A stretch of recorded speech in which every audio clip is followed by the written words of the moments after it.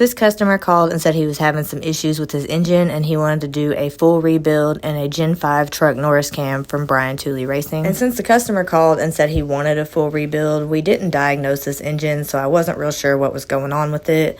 Right off the bat, I could tell that it has been really hot because the cylinder heads were really hard to get off. Aside from the fact that it had been hot and it was high mileage, I didn't see any failures. The lifters looked pretty good, the push rods looked good, rockers looked good. So I figured that the issue had to be in the bottom end somewhere.